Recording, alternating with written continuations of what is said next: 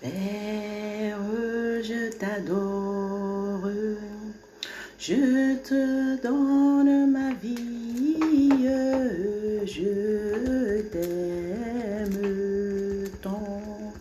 Saint-Esprit, je t'honore, je te donne ma vie, je t'aime tant.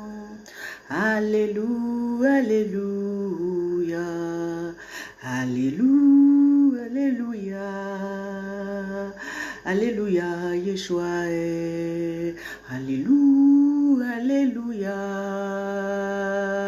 I love you, Lord. Jésus-Christ, je t'honore, je te donne ma vie. Je t'aime tant, Seigneur. Te quiero, Yeshua. Anio evetotra. Anio evetotra. Oui, je t'aime, Seigneur. I love you. I need you more than everything, Jesus. J'ai besoin de toi plus que tout au monde. Oui, je t'aime, Seigneur. Oui, je t'aime, Seigneur. Tu es glorieux, tu es saint. Seigneur, oui, je t'aime. Jésus, je t'adore. Yeshua, oui, je t'aime. Yeshua. Yeshua, tu es ma part. Yeshua, je suis faite pour toi. Yeshua, tu m'as créé pour toi, Seigneur. Yeshua, je suis fier de toi. Yeshua, tu es ma part, Seigneur. Yeshua, tu es pour moi. Qui sera contre moi? Jésus, Jésus, l'amour de ma vie. Jésus, le réveil du monde. Jésus, la lumière du monde. Jésus, la lumière des hommes. Jésus, l'amour des hommes. Jésus, alléluia, la passion, Yeshua. Jésus, alléluia, je ne peux pas définir ton amour, Seigneur, il est tellement grand. Oui, je t'aime, Yeshua. I love you, yeah. I need you. I love you, Lord. Alléluia, Jésus. Chers frères et sœurs, bonjour. Je vous salue dans le nom précieux de notre Seigneur Jésus-Christ de Nazareth. Lui, l'amour de ma vie, je ne sais pas si c'est ton amour, hein. Et si tu regardes ces vidéos, ça veut dire que tu aimes le Seigneur aussi. Nous pouvons acclamer la présence du Saint-Esprit. Saint-Esprit, glorieux Saint-Esprit, toi qui nous as réveillés ce matin, Seigneur, ce n'est pas pour que nous puissions continuer à faire le désordre, Père. Tu nous as redonné la vie pour que nous puissions maximiser chaque minute, Seigneur, que tu nous donnes pour impacter une ou plusieurs vies, Seigneur. Alléluia, parce que toi, tu nous donnes pas la vie pour que nous puissions manger, devenir gros et ne rien faire, Seigneur. Alléluia, alléluia. Notre Père qui est aux cieux, que ton nom soit sanctifié, que ton règne vienne, que ta volonté soit faite sur la terre comme au ciel. Donne-nous aujourd'hui notre pain de ce jour. Pardonne-nous nos offenses comme nous pardonnons aussi à ceux qui nous ont offensés. Et ne nous soumets pas à la tentation, mais délivre-nous du mal. Car c'est à toi qu'appartiennent le règne, la puissance et la gloire pour des siècles des siècles.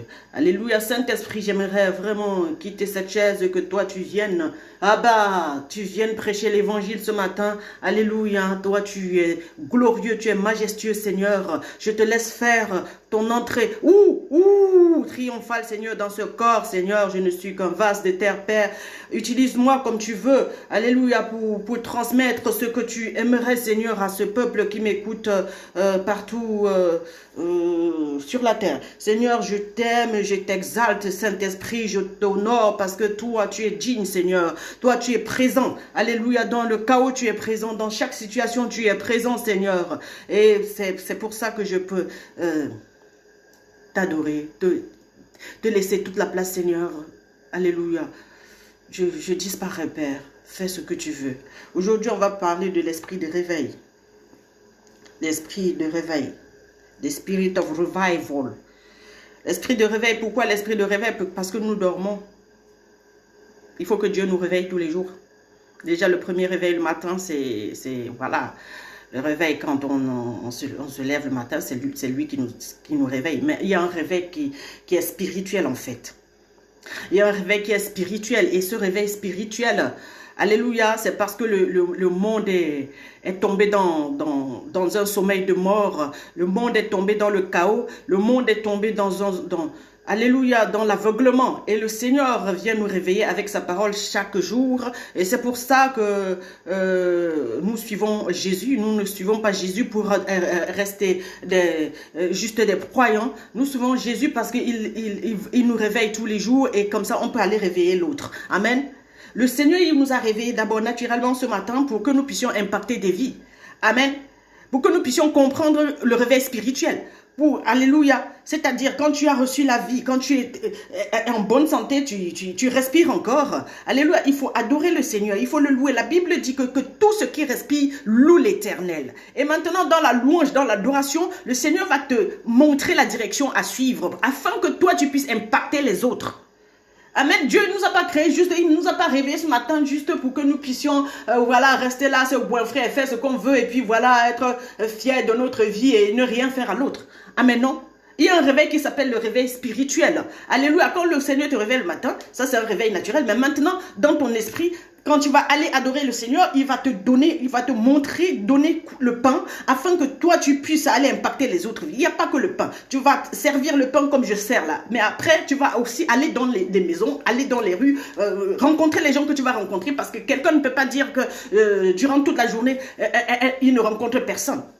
Donc, tout ce que tu reçois de Dieu, tout ce que Dieu t'a donné, la vie que Dieu t'a donnée, tu dois maximiser ça chaque fois. Alléluia. Pour poser sur les autres. Alléluia. Pour être utile.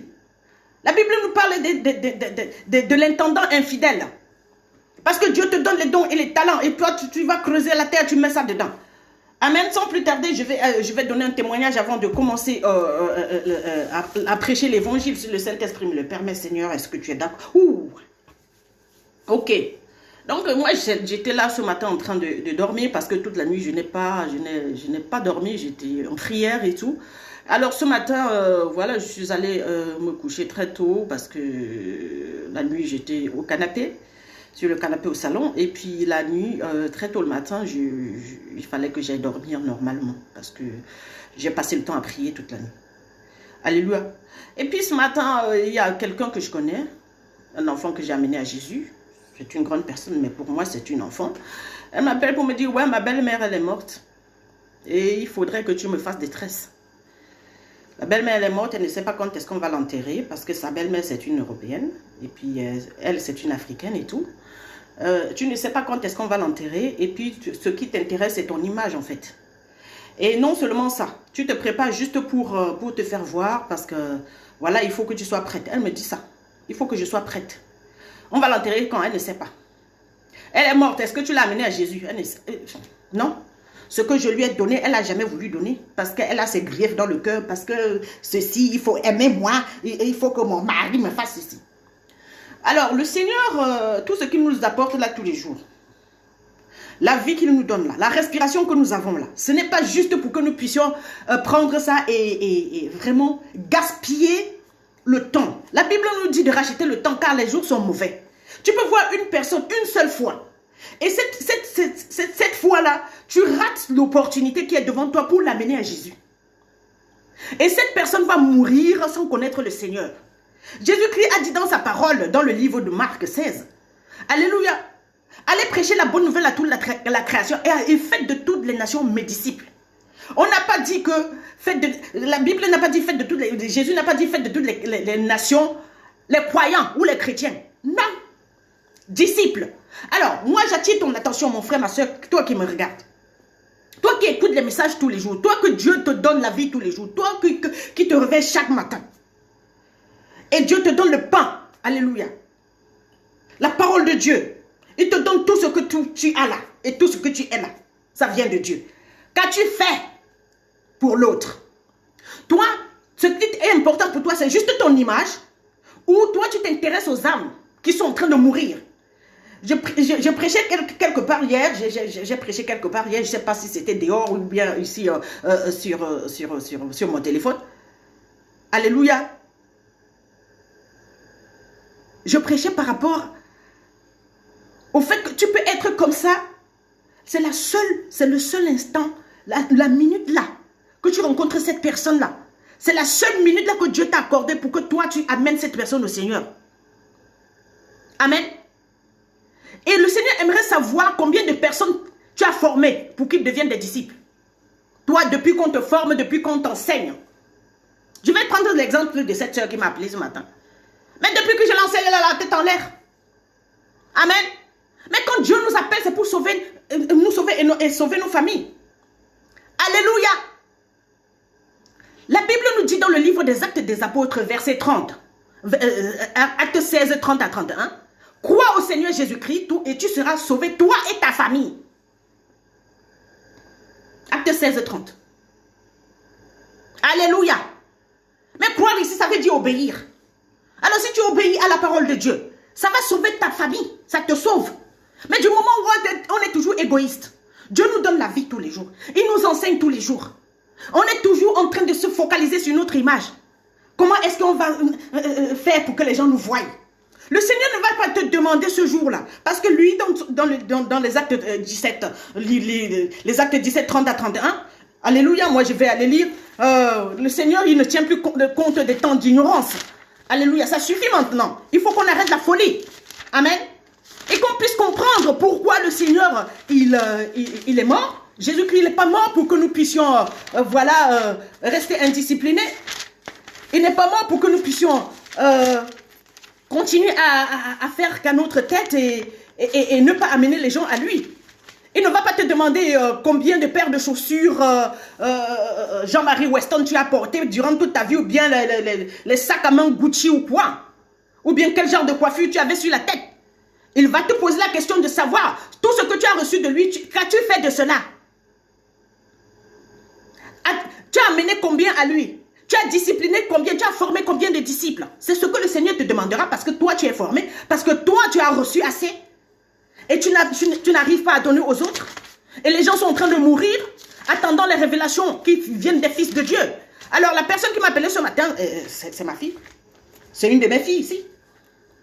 Elle s'en fout. Mais pendant que tu es en train de t'en foutre des autres, alors que tu as reçu ce que c'est que la vie, alors que quelqu'un d'autre t'a aussi amené à Jésus, alors que quelqu'un d'autre, alléluia, t'a guéri de la colère, Dieu a envoyé les gens te guérir. Toi, tu reçois, tu vas t'engoncer. Et tu regardes comment tu vas soigner ton image pour paraître. Et tu n'oses pas t'asseoir une minute. Alléluia. Réfléchis comme ça, comment tu vas faire pour impacter la vie de l'autre qui est à côté de toi. Et les gens continuent à mourir. On est content. On est content seulement de dire aux gens, vraiment, j'ai gaspillé beaucoup d'argent pour les obsèques. J'ai gaspillé beaucoup d'argent pour les funérailles. Le Seigneur n'a rien à foutre avec ça. Feu de paille. Il ne va jamais te demander à combien tu as acheté le cercueil pour qui que ce soit, ou bien combien tu as organisé le funérail de combien de tel. Il va te demander, qu'as-tu fait? As-tu rendu à l'autre ce que tu as reçu? As-tu amené des gens à Jésus? As-tu formé des disciples de la même manière qu'on t'a formé? Tout ce que tu as reçu, as-tu donné aussi à l'autre? Yeshua. Donc ici, je vais aller dans le livre des Actes des Apôtres 17, 30 à 31. Amen. Alors la Bible nous dit aujourd'hui, sans tenir compte des temps d'ignorance, Amen.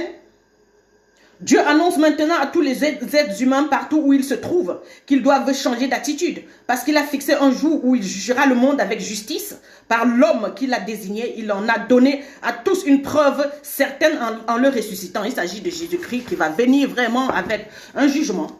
Sa parole, c'est le jugement. Alléluia. Il juge avec équité, droiture.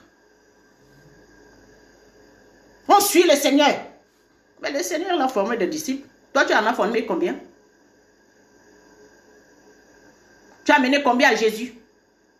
Fais une liste des gens là et tu commences à compter les gens que tu as amenés à Jésus. Les gens à qui tu as donné ce que tu reçois de moi chaque jour. Et ou ce que Dieu te fait vivre toi-même personnellement. Fais une liste. Qu'on puisse voir le nombre de personnes. Alors ici maintenant, alors quand le Seigneur il vient dans la vie de quelqu'un, alléluia, si tu es une femme qui est mariée, c'est pour sauver ta belle famille. C'est pour te sauver et sauver ta belle famille. Si tu es un homme qui est marié, pareil. C'est pour te sauver, sauver ta belle famille. Tant qu'on n'est pas encore à ce niveau. La preuve ici, c'est quoi? On va aller dans le livre de Matthieu 8, 14 à 15. On profite aussi pour faire une étude biblique parce que les gens ne connaissent même pas la parole de Dieu. Alléluia. Comment tu peux former un disciple sans connaître déjà la parole de Dieu? Matthieu 8, Jesus. Matthieu 8, 14 à 15.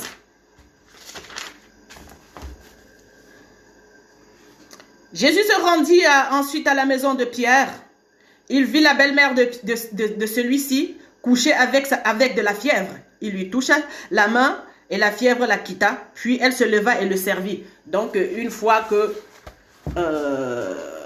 toi tu guéris quelqu'un, si tu marches avec le Seigneur, c'est-à-dire si tu acceptes Jésus comme Seigneur et Sauveur, tu crois en sa parole, tu obéis, tu marches avec lui, il va venir guérir ta belle-mère. Il va venir guérir ta belle-mère. Il va venir guérir ta belle famille. Mais si toi, tu n'obéis pas à Dieu, alléluia, tu ne fais que goinfrer ta belle famille peut-être, ou bien les insulter, tu les goinfres avec l'argent, tu te vantes de ce que tu leur as fait, tu te vantes de ce que tu leur as donné.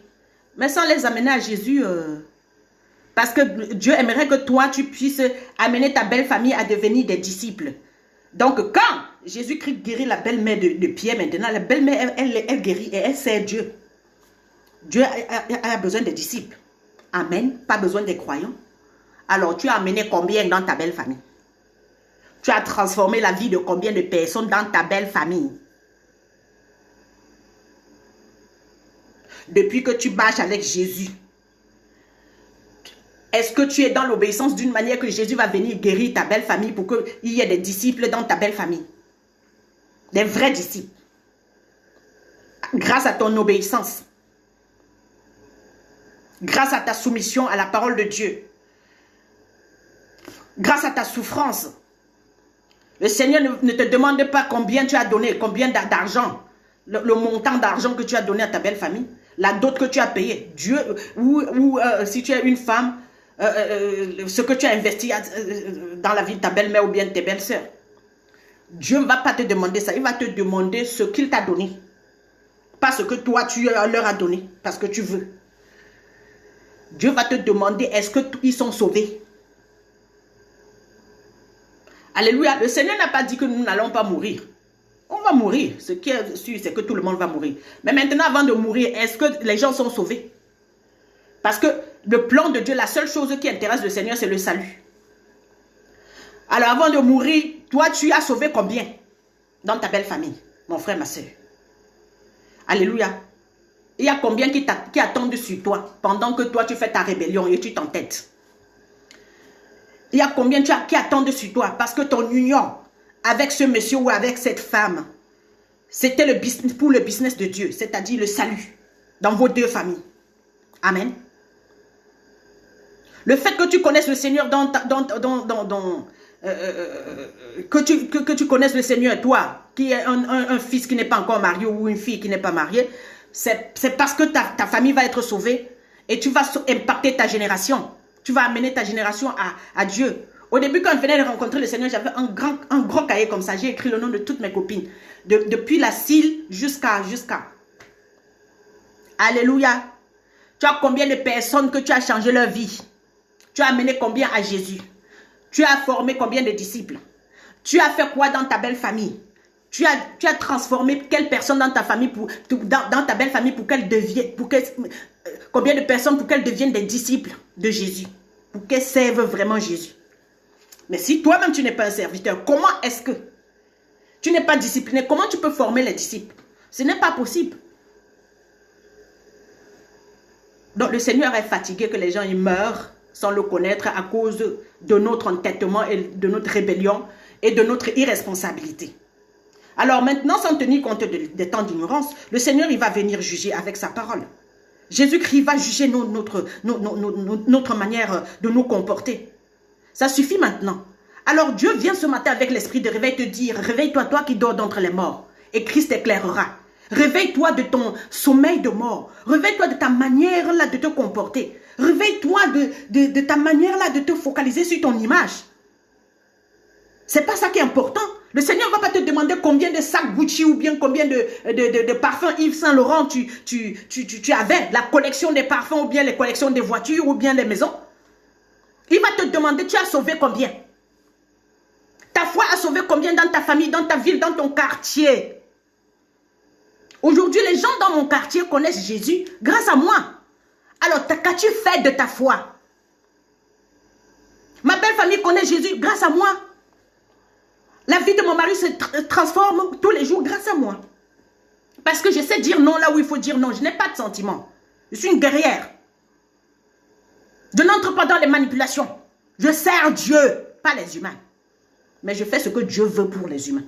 Pas ce que les gens veulent que je fasse pour eux. Tu as guéri combien? Tu as guéri combien de malades? Depuis que toi tu reçois la parole de Dieu, ça te fait du bien, ça te guérit, ça guérit ton âme. Tu as fait quoi pour qui? Tu as formé quel disciple d'une manière que voilà les gens ont vu. Tu as fait quoi pour qui? Tu as amené combien à Jésus? Là où le Seigneur t'a placé, c'est pour que tu amènes les gens à lui. Hein. Sinon tu vas perdre cette place où tu seras toujours mal là-bas. Alléluia. Dieu ne nous a pas créés juste pour rien. Dieu ne crée même pas les situations juste pour rien. Dieu ne va pas créer un emploi pour toi pour rien. Il ne va pas faire qu'on te recrute quelque part pour rien. Il ne va pas faire que quelqu'un t'épouse pour rien. Rien. Tout ce qui se passe sur la terre, c'est pour le business du Seigneur. Mais si tu transformes ça, que ça devienne ton business, ok. Je vais voir si tu seras aussi heureux si tu ne t'occupes pas des autres. Tu ne t'occupes pas des affaires de Dieu. Alléluia. Tu as transformé les vies de combien de personnes? Ou tu fais à ta manière, tu te plains comment tu as payé, si c'est combien là pour l'enterrement de tel, j'ai payé les études à tel. Ce n'est pas ce que Dieu t'a demandé. Hein. Toi, ça, c'est ce que tu veux. C'est l'autoconstruction. Tu fais ce que tu veux et ça t'énerve. Tout ce que tu fais après, ça t'énerve là, c'est juste parce que Dieu n'est pas dedans. C'est ce que tu as construit toi-même. Et c'est ça qui t'énerve. Parce que les gens ne répondent pas comme tu aimerais. Ils ne rendent pas, mais attends. Alléluia, je n'ai pas dit que si tu formes un disciple, ça va aller tout dans ton sens. Mais quand même, tu as une paix là parce que Dieu, il vient te guérir quand on te blesse. Amen. Tu as formé combien? Donc le Seigneur vient aujourd'hui te dire de te réveiller. Comme dit le livre Éphésiens 5, verset 14. Alléluia. Réveille-toi, toi qui dors d'entre les morts et Christ t'éclairera. Réveille-toi pour réveiller les autres. Réveille-toi, arrête de dormir ce sommeil de mort là. Amène les autres à Jésus. Fais aux gens ce qu'on a fait pour toi. Alléluia. Dis aux gens, quand tu rencontres quelqu'un, alléluia, qui est dans des difficultés, tu consoles la personne. Parce que le Saint-Esprit, le consolateur habite en toi. Et tu l'amènes au coin. Il ne faut même pas deux secondes pour que quelqu'un donne sa vie à Jésus. Seigneur Jésus, je t'accepte comme Seigneur et Sauveur. Je te donne ma vie. Pardonne mes péchés, Seigneur. Je suis ton enfant. Aujourd'hui, je suis né à nouveau dans ton royaume. Amen. Tu as fait ça à combien de personnes? Parce qu'il y a des gens, tu les rencontres, c'est une seule fois et c'est fini. Et ces personnes, du moment où tu sais que tu es habité du Saint-Esprit, du moment où tu sais que tu connais la parole de Dieu, cette personne, Dieu te fait croiser cette personne juste pour que tu l'amènes à lui. Et peut-être, dans quelques minutes, la personne va mourir. Tu ne sais même pas. Et la personne va mourir sans être sauvée à cause de ton égoïsme, à cause de ton image que tu es en train de vouloir protéger chaque fois. Qu'est-ce que les gens vont dire? Si je lui dis ça, qu'est-ce que les gens vont dire? Ah, mais je suis trop propre pour aller vers tel. Moi, je ne peux pas parler à telle personne. Et tout ce que tu fais là, on va te rendre. Ça retourne contre toi quand il y a les gens autour de toi qui sont mal. Et tu ne fais que te centrer que sur ton image. Tu ne fais que te centrer sur ce qu'il faudrait que les gens, que tu réalises pour que les gens voient que tu es aussi grand. Non, le Seigneur ne te voit pas grand, il te voit pauvre. Tant que tu ne fais pas ce que Dieu il veut, il te voit, tu ne sais à rien. Tu es un intendant infidèle. Parce que quand Dieu te place quelque part, c'est juste pour que tu veilles à la bonne marche de son travail. Mais son travail, le travail que Jésus-Christ nous a montré, c'est juste le salut de l'humanité, l'amour, la compassion. Amen. Donc il y a beaucoup de gens aujourd'hui, ils reçoivent la parole de Dieu, ils vont garder, ils voient les gens souffrir. Pour eux, c'est comme si de rien n'était. Mais tu ne sais pas qu'en faisant ça à l'autre, en oubliant ton frère, ça retourne contre toi. Ton prochain, c'est toi. Tu aimeras ton Dieu de toute ta force, de toute ta pensée. Et tu aimeras de toute ta force, de toute ta pensée. Et de tout ton cœur. Et tu aimeras ton prochain comme toi-même.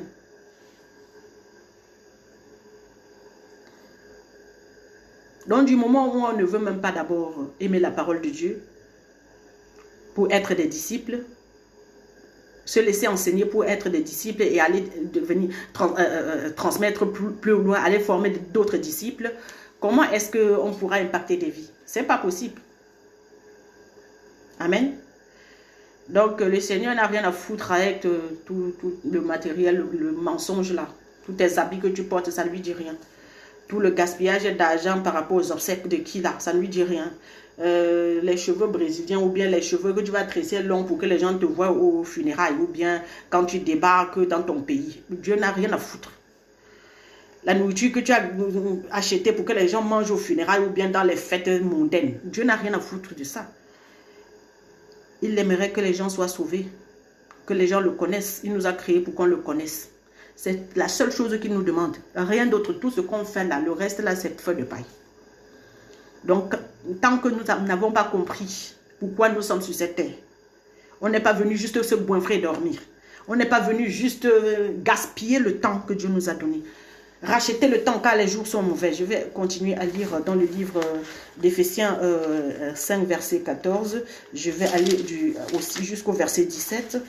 Alléluia, Seigneur, Éphésiens. Alléluia. Excusez-moi, je vais aller chercher le livre d'Éphésiens. Éphésiens 5, verset 14. C'est pourquoi il est dit, réveille-toi, toi qui dors d'entre les morts. Alléluia, et Christ éclairera. Faites donc attention à la façon dont vous vous conduisez. Ne vous comportez pas comme des fous, mais comme des sages. Rachetez le temps, car les jours sont mauvais. C'est pourquoi ne soyez pas stupides, mais comprenez quelle est la volonté du Seigneur. Amen. Donc, chaque fois que tu vas prendre une parole ici, tu dois savoir quelle est la volonté du Seigneur. C'est-à-dire, tu dois partager ça ou bien vivre ça devant certaines personnes, tout ce que tu reçois, pour que ça transforme les vies. Parfois, on peut même prêcher sans parole. Parfois, la situation se présente, l'opportunité est là. La personne ne va pas te dire que ouais, je veux que tu m'amènes à Jésus. Non, tu connais Jésus et tu sais que ici, là, maintenant, tu ne peux pas ne pas l'amener à Jésus. Amen. Donc, Jésus ne va pas venir, le Saint-Esprit ne va pas te parler tout le temps. Il faudrait que tu saches que les gens qui sont autour de toi veulent être des disciples. Ils veulent être des disciples, c'est pour ça que Dieu t'a placé là. Et tant que tu n'as pas aussi compris ça, tu ne veux pas te soumettre à la parole de Dieu pour former ces disciples-là, tu seras malheureux, malgré les habits que tu portes, malgré tout le matériel que tu amasses sur la terre. Tu ne seras pas heureux. On est heureux seulement quand on a cru en Dieu. Croire ici, ça veut dire obéir. Heureuse celle qui a cru. Amen. Que le Seigneur soit glorifié. Il ne viendra jamais te dire, te demander combien de maisons tu as construit. Jésus ne te demandera jamais combien de femmes tu as eu. Il ne va jamais te demander combien d'enfants tu as eu. Ce n'est pas important. Sans le salut. Amen. Sans la compassion pour l'autre, ça ne sert à rien.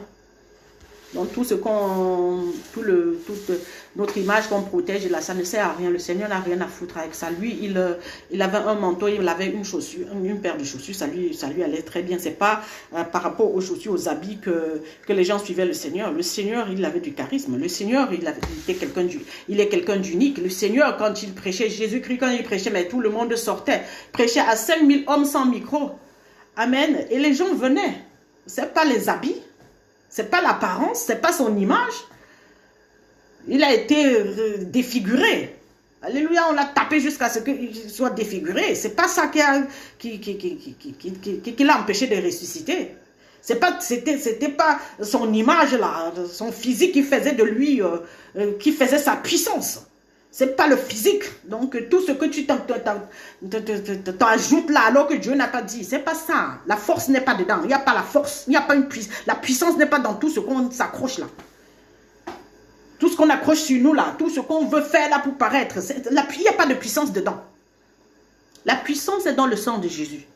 La puissance est dans le fait que le sacrifice de la croix, c'est ça le sang de Jésus. Du moment où tu sais que maintenant tu es un sacrifice pour les autres, que Dieu t'a positionné quelque part pour que toi tu sois un sacrifice, tu es puissant. Ce n'est pas tes habits ni ce que tu as amassé sur la terre, non, il n'y a pas de puissance. Donc on fait tout là pour paraître aussi, pour que ça fasse. Mais ça ne fait toujours pas. Donc vraiment réveille-toi, toi qui dors d'entre les morts et Christ t'éclairera. Aujourd'hui c'était l'esprit de réveil dans le nom puissant de Jésus-Christ. Vous êtes bénis de toutes les bénédictions que le Seigneur a posées sur moi. Donc ça veut dire vous pouvez aussi former des disciples. J'en forme tous les jours.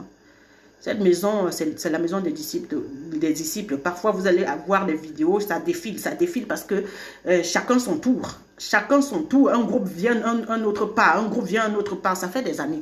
Donc, Dieu ne t'a pas appelé là pour que toi, tu sois juste un spectateur, tu me regardes. Non, il t'a appelé pour que toi, tu reçoives pour aller aussi donner aux autres. Alléluia, dans le nom puissant de Jésus-Christ. Amen.